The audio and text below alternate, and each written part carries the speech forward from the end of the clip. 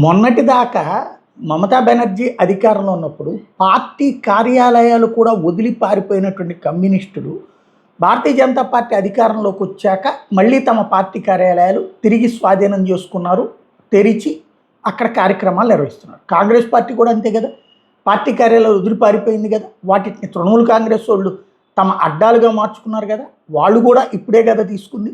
కానీ ఏమాత్రం కృతజ్ఞత లేదు, బీజేపీ పట్ల కృతజ్ఞత అక్కర్లేదు, ప్రభుత్వం పట్ల కృతజ్ఞత అక్కర్లేదు, కానీ ఈ దేశం పట్ల కృతజ్ఞత ఉండాలి కదా.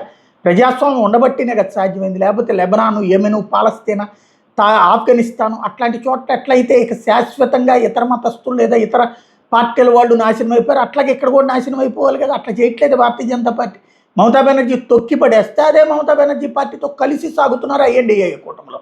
అదే సందర్భంలో ఇప్పటికి కూడా మళ్ళీ బెంగాల్లో మమతా బెనర్జీతో కలిసి సాగుతారు. ఇంకో పక్కన భారతీయ జెండాను అవమానిస్తూ భారతీయ జెండాకి వ్యతిరేకంగా అక్కడ కావాలని చెప్పి ఈ టైంలో ఫ్లాగులు పెడితే అక్కడ ఉన్నటువంటి డండంలో పబ్లిక్కే నిలదీసినటువంటి పరిస్థితి.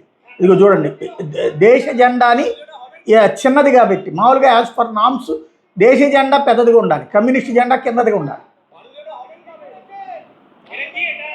పబ్లిక్కే నిలదీశారు.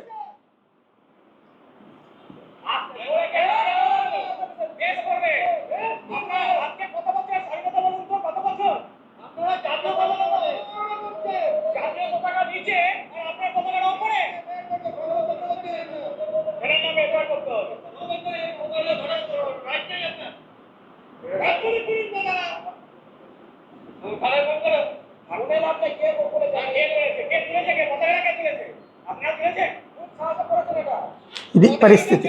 ఇంకా మనకి బుద్ధి రావడం కాదు, మరింతగా దిగజారుతున్నామో ఎదుగుతున్నామో చూడాలి.